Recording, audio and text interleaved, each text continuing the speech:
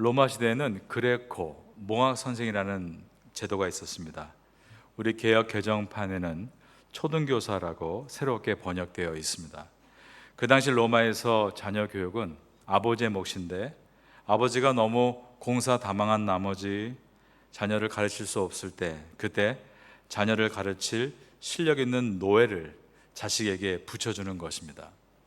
그레코라고 말하는 이 노예는 아버지를 대신해서 자식을 가르치고 잘못할 경우 회초리를 들 수 있는 권한도 가지고 있었습니다. 자식은 어린 기간 동안에는 이 몽학 선생의 지도 밑에 있게 됩니다. 사도 바울은 이 몽학 선생을 율법에 비유했습니다. 오늘 본문의 저절인 갈라디아서 4장 1절을 보겠습니다. 내가 또 말하노니 유업을 이을 자가 모든 것의 주인이나 어렸을 동안에는 종과 다름이 없어서. 하지만 이러한 후견인이나 자식을 감시하는 청지기는 이제 자식이 커서 아버지의 유언장을 받으면 그 유언장에 있는 모든 재산을 다 받게 되는데, 거기에 종의 신분으로 서 있는 이 몽학 선생도 포함이 되는 것입니다.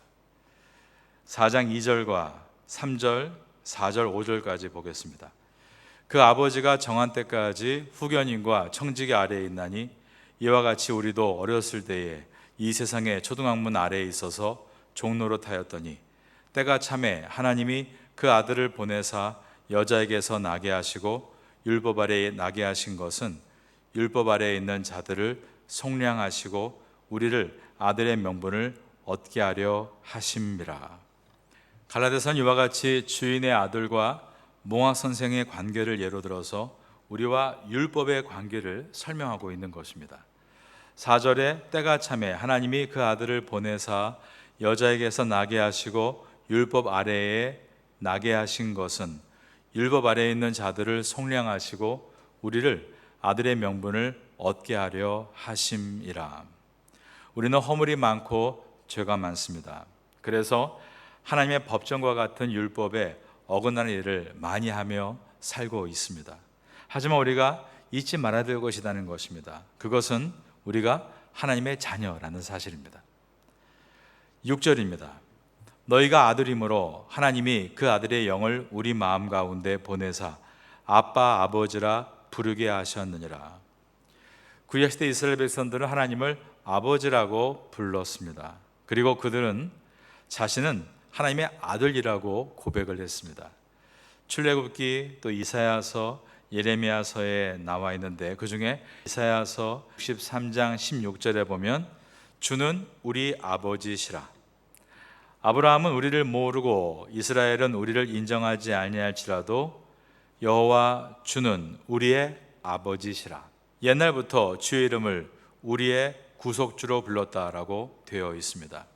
예레미야 3장 19절에는 내가 말하기를 내가 어떻게 하든지 너를 자녀들 중에 두며 허다한 나라들 중에 아름다운 기업인 이 땅을 내게 주리라 하였고, 내가 다시 말하기를 너희가 나를 나의 아버지라 하고 나를 떠나지 말 것이라 하였노라. 이처럼 구약 시대에는 하나님에 대해서 아버지라고 불렀다는 것입니다. 하지만 예수님 당시에는 그렇지 않습니다. 그 당시에 유대인들은 실제로 하나님을 아버지라고 부르는 사람들은 단 한 사람도 없었는데, 그 이유는 바리새인들과 종교 지도자들이 하나님의 율법을 강조하면서 하나님을 무서운 하나님으로 가르쳤기 때문입니다. 그러기에 예수님께서 우리 아버지라고 부르셨을 때 종교 지도자들은 불경하다라면서 예수님을 책망했고, 심지어 이 사건이 예수님을 십자가에 못 박는 한 이유가 된 것입니다. 예수님께서 하나님의 아버지라 부른 것에 대해서 신성 모독죄를 덮어 씌웠습니다. 하지만 예수님은 십자가에 달려 운명하시기 전까지도 하나님을 향해서 아버지라고 부르셨습니다. 사복음서에 비롯된 예수님께서 십자가에서 하신 말씀들, 우린 그것을 십자가 위에서 하신 가상 7가지의 말씀 7원이라고 부릅니다. 첫 번째 말씀이 무엇이었는가? 바로 아버지여 저희의 죄를 사하여 주옵소서였습니다. 죄인들을 향해 중보기도 하시며 하나님을 향해서 아버지라고 부르셨습니다. 그리고 운명하시기의 마지막 순간의 말씀도 아버지 내 영혼을 아버지 손에 부탁하나이다. 그러시면서 하나님을 아버지라고 부르셨습니다. 특별히 예수님께서 십자가 지시기 전날 밤에 골고다 언덕에서 정말 땀이 피가 툭툭 흐르듯 기도하실 때는 아바 아버지여, 아버지께서는 모든 것이 가능하오니 이 잔을 내게서 옮기시옵소서. 그러나 나의 원대로 마시옵고 아버지의 원대로 하옵소서라고 기도하셨는데, 한글 성경이 아바 아버지라고 기록한 이유는 성경 원문이 이렇게 2번 반복되어 기록됐기 때문입니다. 성경 원문에 보면 먼저 아람어로 아바라고 되어 있고 그 다음에 헬라어로 파테르라고 되어 있습니다. 여기서 영어 father가 나왔죠. 헬라어 파테르는 아빠란 뜻도 있고 아버지라는 뜻도 있습니다. 그런데 아람어 아바는 아기가 태어나서 처음 소리를 낼 때 나오는 발음으로서 우리말 그대로 아빠입니다.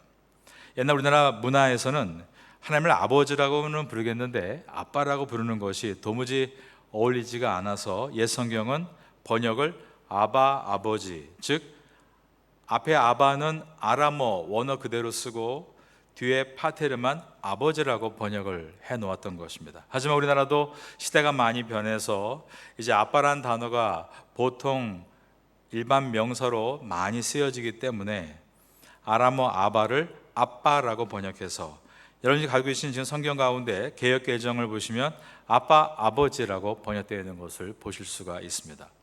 예수님은 이와 같이 하나님 아버지를 친근하게 대하셨고 예수 그리스도를 믿는 성도들에게도 너희들은 하나님 아버지께 아빠라고 부르며 나가야 한다라고 말씀하셨습니다. 그래서 사도 바울은 오늘 본문 갈라디아서에서 이렇게 선포하고 있는 것입니다.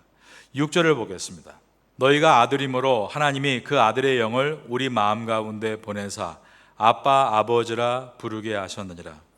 그 당시 유대인들은 감히 하나님을 아빠는커녕 아버지라고도 부르지 못했지만 예수님의 이름으로 마가의 다락방에서 기도하고 성령을 받은 120명의 유대인들은 이제 하나님을 향해서 아빠 아버지라고 부르게 되었습니다.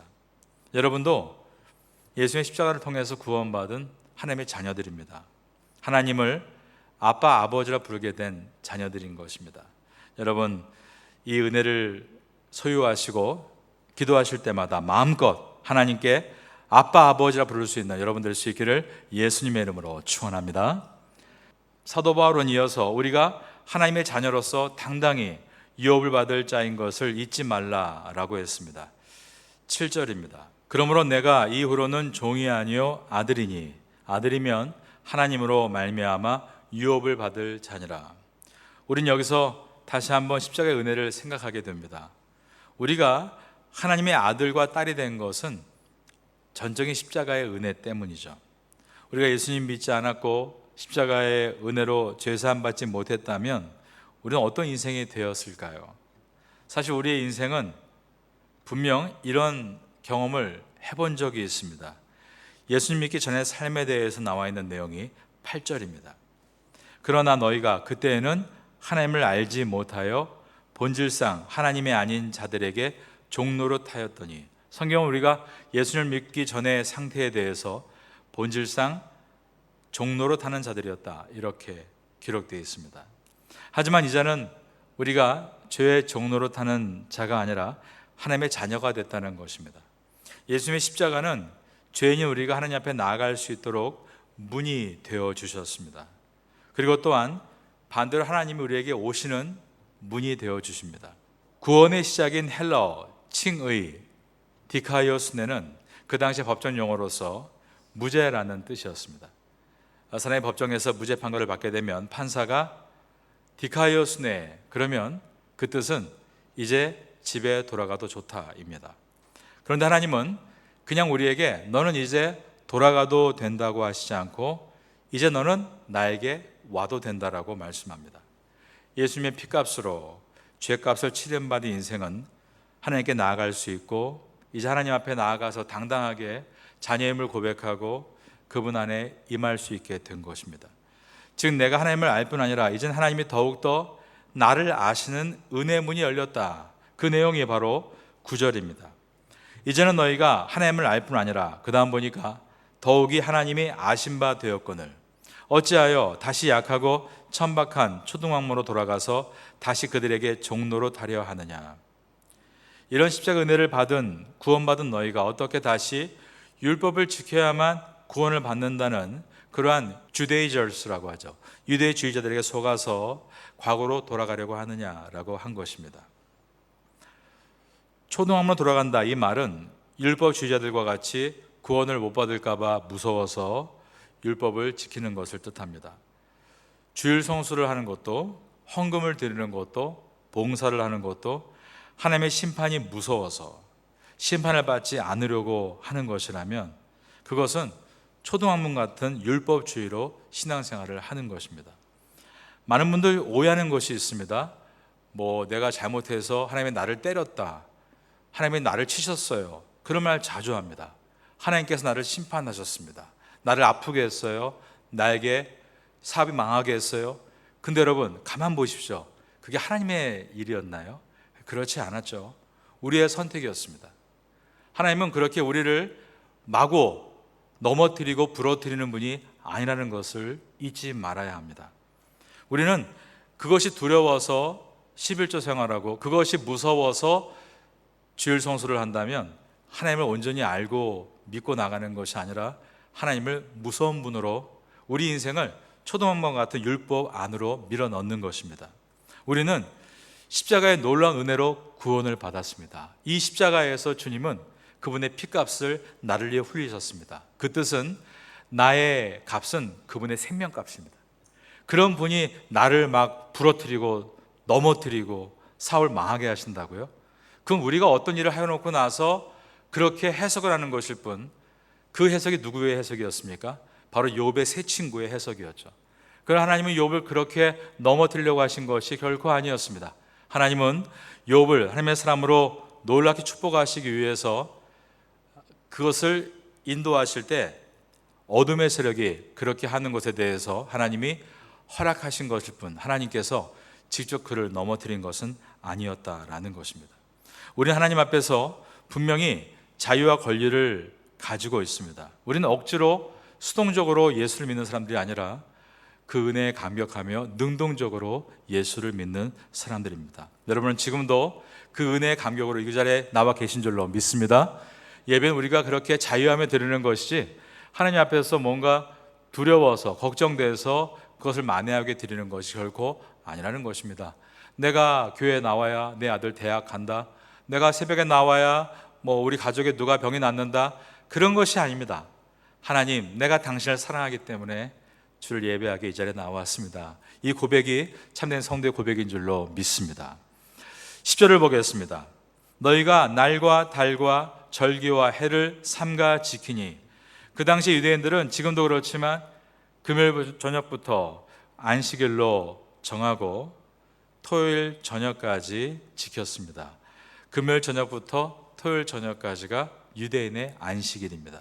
하지만 그 당시에 기독교인들은 예수님께서 부활하신 날, 그러니까 안식일 다음 날이죠, 금요일과 토요일을 지난 일요일 아침을 그때부터 주일로 지키고 예배를 드렸고 지금도 그렇게 예배를 드리고 있습니다. 전 세계 모든 기독교인들은 지금도 월요일인 주일 아침에 예수님의 부활을 기념하면서 예배를 드리고 있는 것입니다. 그런데 갈라디아 지역 내에 있는 많은 갈라디아 교회들 속에 유대주의자들을 따라서 금요일을 안식일로 지키려는 사람들이 다시 생겨난 것입니다. 그들은 금요일 날 안식일을 지키지 않으면 구원을 얻지 못할 수 있다, 그런 두려움에 사로잡게 되었고, 그래서 금요일 밤부터 안식일도 지키고 그 다음에 우리가 말하는 주일날, 안식일 다음날 또 주일을 지키는 일들을 만들기 시작했습니다. 심지어 유대인들이 매월 철 하루에 월삭이라는 걸 하는데 이것도 지켰고, 또 유대인의 절기, 유월절, 오순절, 장마절뿐 아니라 유대인의 전통에 추가된 나팔절과 부림절과 수전절까지 지키려고 했습니다.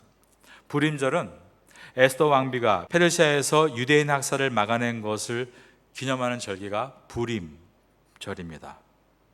그리고 수전절은 헬라의 시리아 왕이 유대인들에게 헬라 우상을 강요하면서 숭배라고 할 때 유다의 마카비 가문이 봉기를 일으켜서 그들을 몰아내고 성전을 정화한 그날을 기념하는 절기로 이 수전절을 하누카라고 부릅니다.